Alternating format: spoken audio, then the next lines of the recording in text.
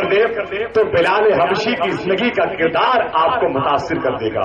وہ شخصیت جو مستی و قلندری پر بول دے تو ابو ذر غفاری یاد آنے لگیں گے. وہ ذات جو دورندیشی پر بول دے تو سلمان فارسی کی ذات یاد آئے گی. وہ شخصیت جو شہادت پر بول دے گی تو امام حسین کی آنکھوں سے نکلنے والے آنسوؤں کی آواز آپ سن لیں گے. وہ شخصیت جب صبر پر خطاب کرے گی تو مخدومہ صغرا کا کردار نظر آئے گا. وہ شخصیت جب کرامت پر بولے گی تو سرکار غوث العظم کا فضل نازل ہوگا. وہ شخصیت جب تصوف پر خطاب کرے گی تو امام غزالی کی یاد آئے گی. وہ شخصیت جب تزکیہ نفس پر بولے گی تو سرکار بایزید بستامی کی یاد آئے گی. وہ شخصیت جب غریب پروری پر خطاب کرے گی تو سرکار خواجہ غریب نواز کی یاد آئے گی.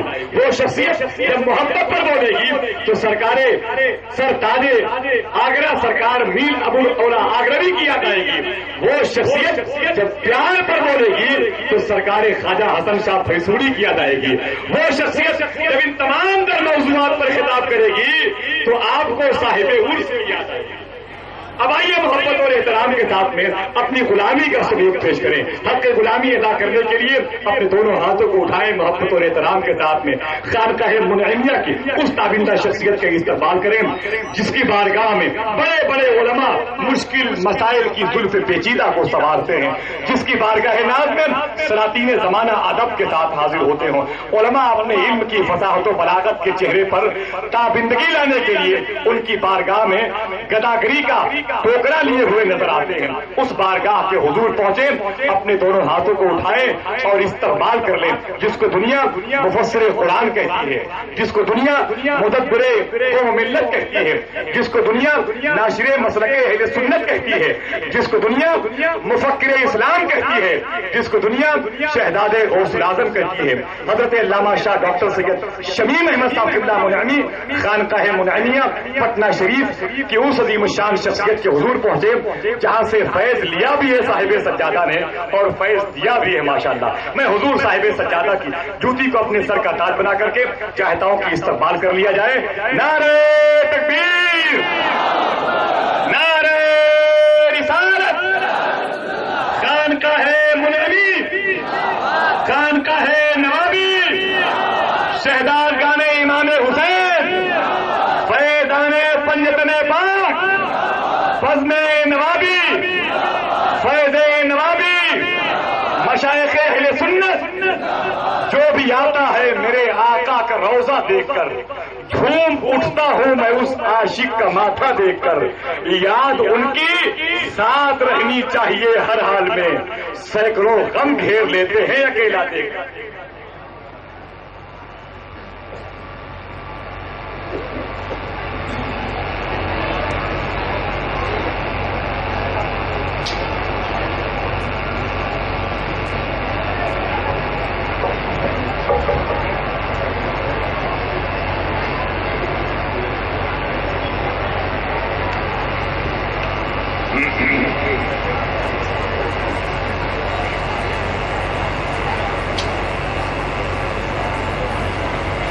نحمده ونصلي ونسلم على رسوله الكريم وعلى آله وأصحابه وأهل بيته وأولياء أمته أجمعين. قال الله تبارك وتعالى في القرآن المجيد والفرقان الحميد هو الذي بعث في الأميين رسولا منهم يتلو عليهم آياته ويزكيهم ويعلمهم الكتاب والحكمة. آمنت بالله ورسوله وصدق الله المولانا العظيم. حضور صاحب سجادہ نوابیہ حسنیہ جہانگیریہ منعمیہ مشائخ کرام علماء اعظام مریدین متوسلین معتقدین حاضرین ناظرین سامعین خواتین و حضرات اس سے قبل کے اس پاکیزہ اور معطر بزم میں کچھ عرض کرنے کی جسارت کی جائے، آئیے ہم اور آپ مل کر ایک بار نہایت ادب اور تعظیم کے ساتھ، بلکہ اخلاص کے ساتھ، بلکہ یہ جگہ تو ادب اور اخلاص کی تعلیم کے ساتھ ساتھ حضوری کا سبق پڑھانے والی ہے، اسی لیے حضوری کے احساس کے ساتھ، احساس حضوری یہ ہے کہ آدمی ادب اس لیے برتے کہ جس کے لیے برت رہا ہے وہ ہمیں ادب برتتے ہوئے دیکھ رہا ہے، خلوص اس لیے ظاہر کرے کہ وہ دل کی دنیا سے واقف ہے، صرف ہاتھ پیر ناک کان نہیں دیکھ رہا ہے، اور خلوص دل کی دولت ہے، اسی لیے خلوص کی دولت کے ساتھ، اور جب دیکھنے والا اس قدر دیکھ رہا ہو تو جو حاضر ہے اسے حضوری کا احساس کیوں نہ ہو، تو احساس حضوری کے ساتھ درود پاک کا ہدیہ پیش کرنے کی سعادت اور دولت حاصل کی جائے۔ اللہم صلی علی سیدنا و مولانا محمد وعلی آل سیدنا و مولانا محمد معدن الجود والکرم و منبع العلم والحلم والحکم۔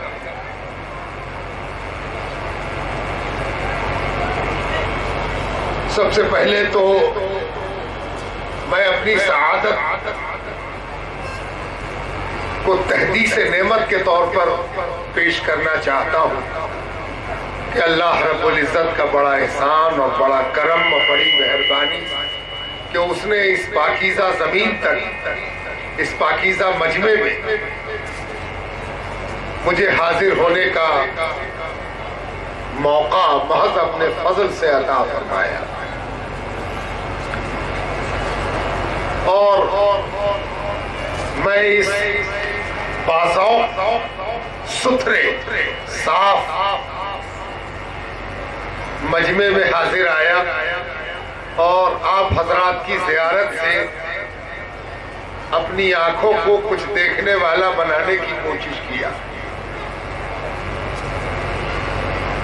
دوسرے یہ کہ جس مجمع میں ایسے ستھرے لوگ ہی نہیں، ایسا صاحب ذوق نقیب ہو جس کی نقابت کے تسلسل کے بعد مقررین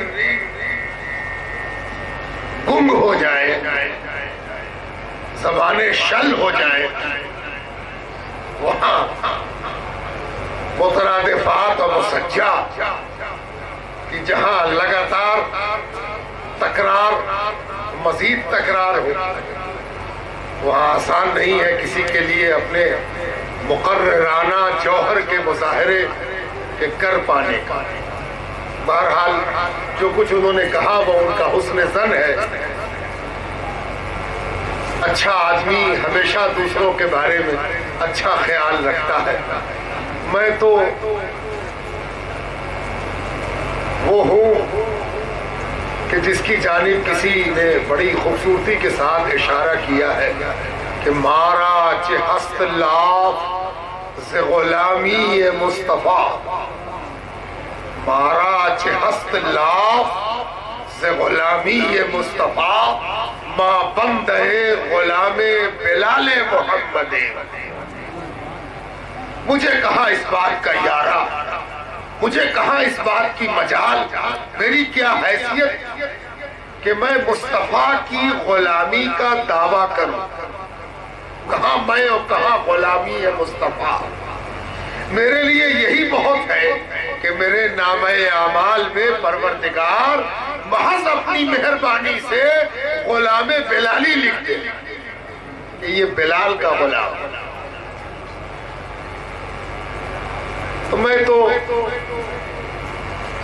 غلام بلالی بھی بڑی چیز ہے، جس نے یہ کہا تھا وہ شاید کہنے کی جرات رکھتا تھا، میں تو خود کو اس لائق سمجھتا ہوں کہ اگر یہ بھی ہو جائے تو بہت بڑی بات کہ اللہ تعالیٰ اپنے کسی ادنا دوست کے قدموں تلے کی خاک بنا دے، یہی بہت بڑی بات ہے۔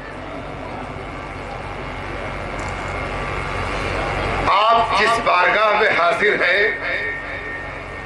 یہ کوئی معمولی بارگاہ نہیں ہے، اور بارگاہوں کو محل وقوع کی بنیاد پر کبھی بھی عظمت حاصل نہیں ہوتی کہ یہ گاؤں میں ہے، یہ قصبے میں ہے، یہ ویرانے میں ہے، یہ جنگل میں ہے، یہ غیر معروف ہے۔ جہاں کا عالم یہ ہو کہ اس کی مدح سرائی کرتے ہوئے خود لائق مدح بنانے والا یہ کہے کہ اولیائی تحت قبائی لا یعرفون غیری، میرے اولیاء، میرے دوست، میرے چاہنے والے یا جنہیں میں چاہتا ہوں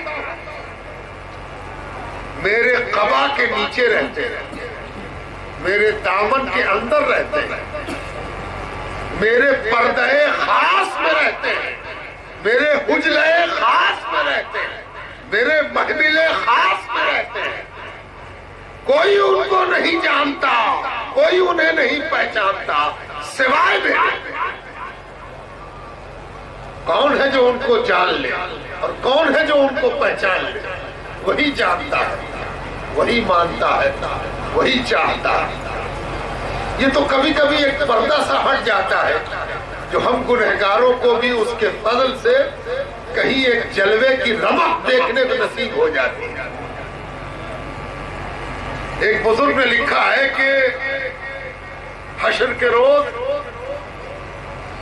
جب کچھ کی شفاعت ہو چکی ہوگی، کچھ شفاعت کے محتاج ہوگے، کوئی دائیں ہوگے، کوئی بائیں ہوگے، ایک چمک ظاہر ہوگی، بڑی زبردست چمک جس سے آنکھیں خیرہ ہو جائیں، آنکھ چندیا جائے، آنکھیں ٹھہر نہیں پائیں، بڑی زبردست چمک، جیسی چمک کبھی دنیا میں دیکھی نہ ہو، جیسی چمک کے بارے میں کبھی گمان نہ کیا ہو۔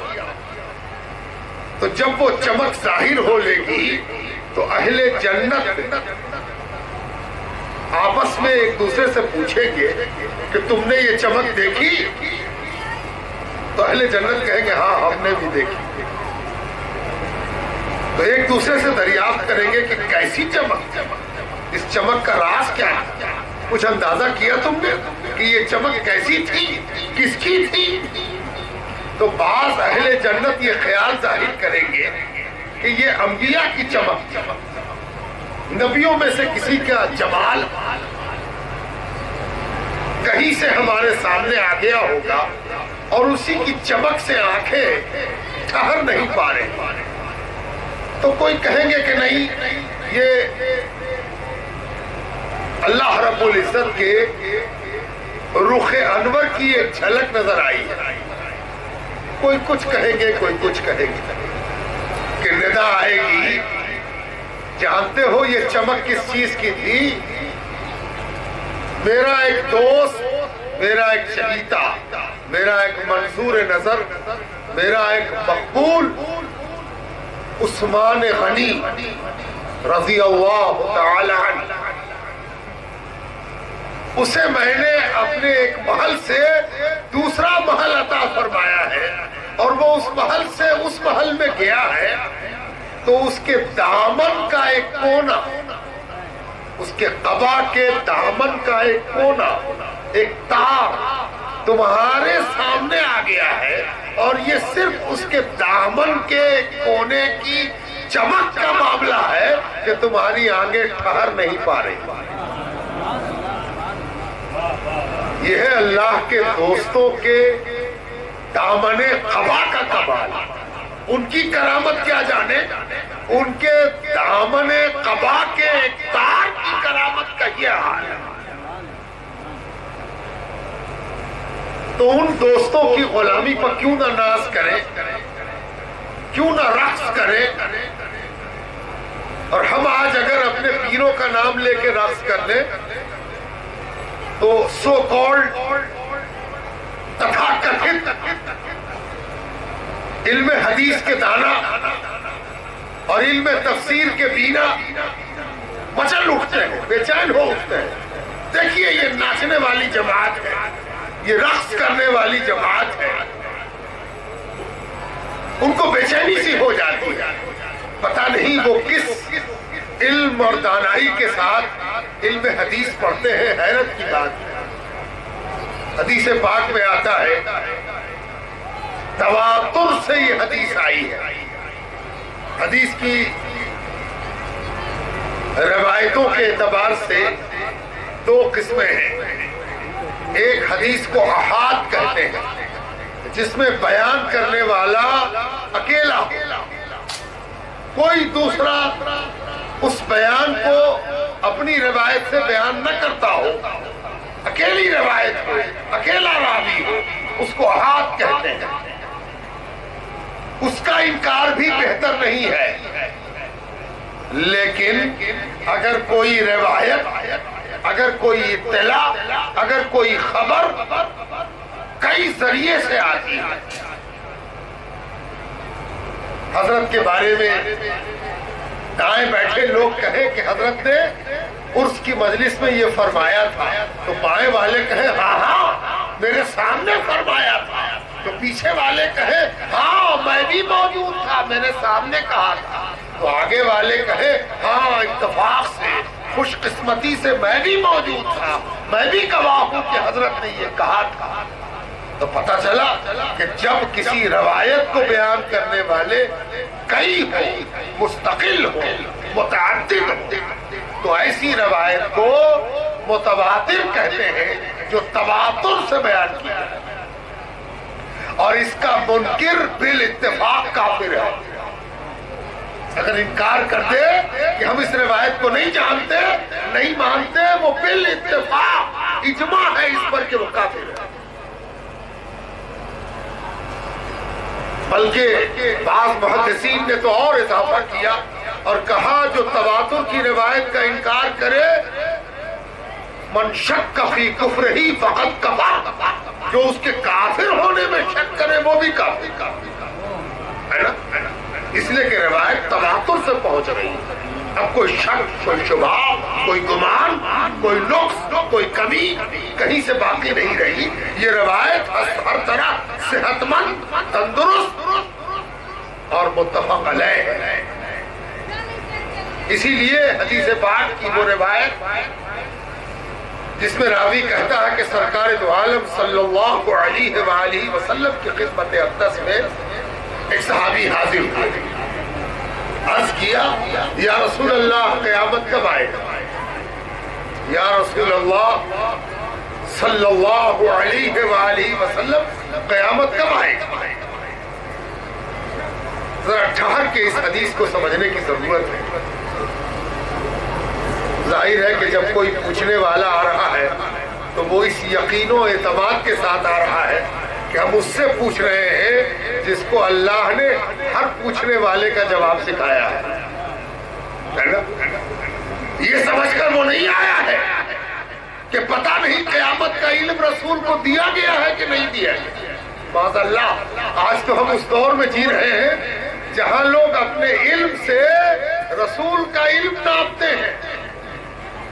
ایک شخص مجھ سے کہنے لگے سرکار دو عالم کو علم غیب نہیں تھا. معاذ اللہ ثم معاذ اللہ، العیاذ باللہ، نعوذ باللہ من ذلک، نہیں تھا. میں نے ان سے کہا کہ اگر میں آپ کی بات مان لوں تو اس سے تو آپ کا علم غیب ثابت ہو جائے.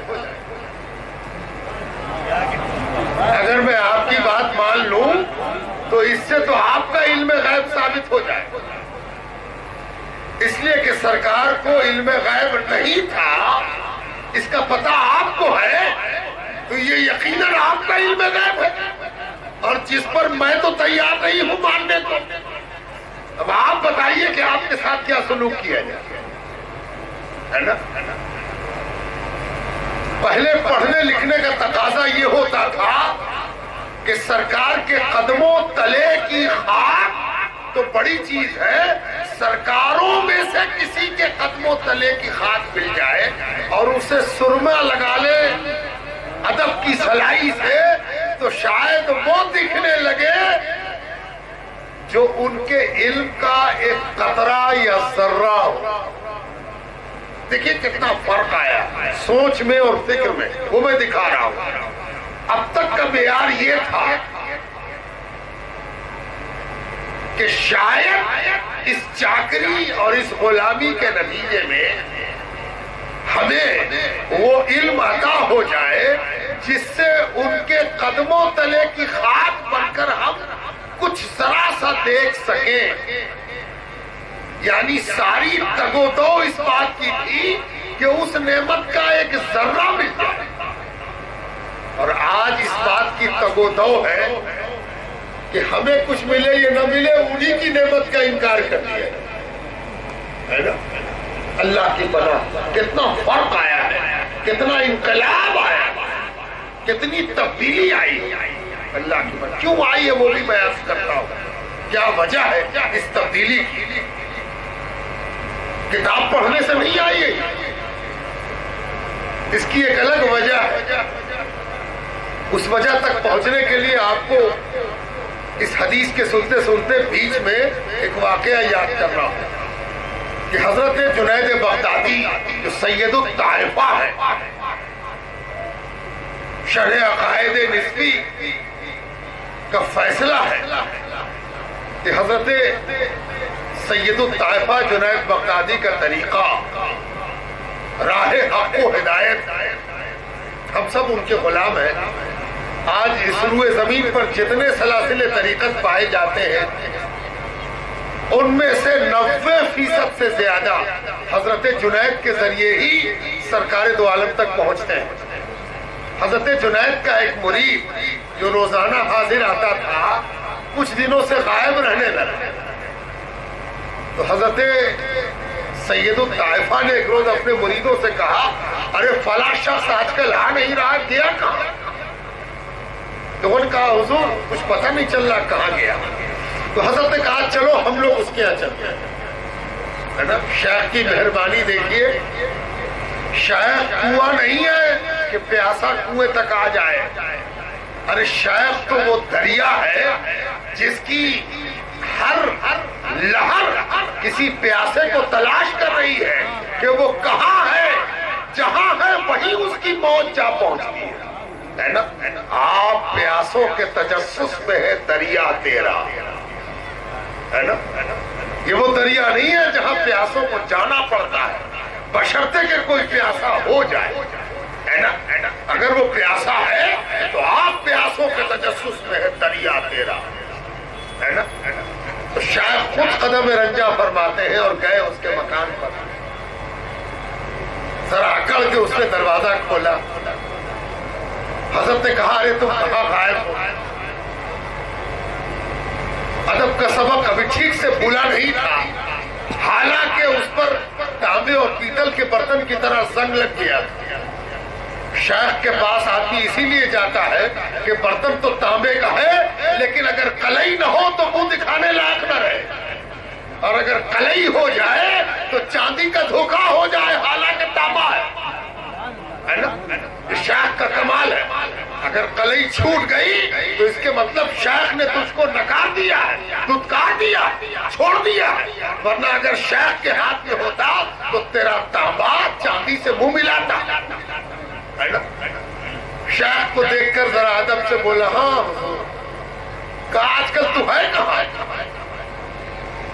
کہنے لگا حضور آج کل تو جنت کی سیر کر رہا ہوں. کہنے کا مطلب یہ تھا کہ اب تو وہاں پہنچ گیا ہوں جہاں پہنچنے کے بعد آپ کی کوئی ضرورت ہی نہیں. تو سید الطائفہ نے فرمایا اچھا تو جنت کی سیر کر رہا؟ اچھا تو ایسا کر تو منزل تک پہنچ ہی گیا ہے لیکن میرا کچھ حق ہے تجھ پر. اس نے بل اکراہ کراہیت کے ساتھ ناپسندیدہ طریقے سے کہ اب جنت سے پہنچنے پر بھی کسی کا حق ہوتا ہے نا. بیچارے کو شریعت یاد رہی، طریقت بھول گیا ہے نا. जन्नत में किसी का हक किसी पर नहीं होता, ये तो याद रहा उसको। ये भूल गया कि पहुंचाने वाले का हक जन्नत में भी बाकी है। जन्नत का कलमा भी मोहम्मद रसूलुल्लाह है, कोई दूसरा कलमा नहीं है ना। कहा देखो मेरा भी कुछ हक है तुम पर, मैं कुछ हक तलब नहीं करता, सिर्फ इतना कहता हूं कि जब जन्नत में पहुंच जाओ तो मुझको याद करके 3 बार लाहौल पढ़ ले। ये शेख का सबक है। शेख ने कहा है पढ़ लेते, मुस्कुराया, कहा अच्छा पढ़ ले, जन्नत में तो महल इसका नहीं है, लेकिन अब आप कहते तो पढ़ ले। हो गई बात। हजरत लौट आए। रात में फिर वो मामला हुआ, कोई आया और कहा चलिए सैर के लिए गया। और खुद को जब जन्नत में पाया, नेमतें हैं, बरकतें हैं, रहमतें हैं, है ना।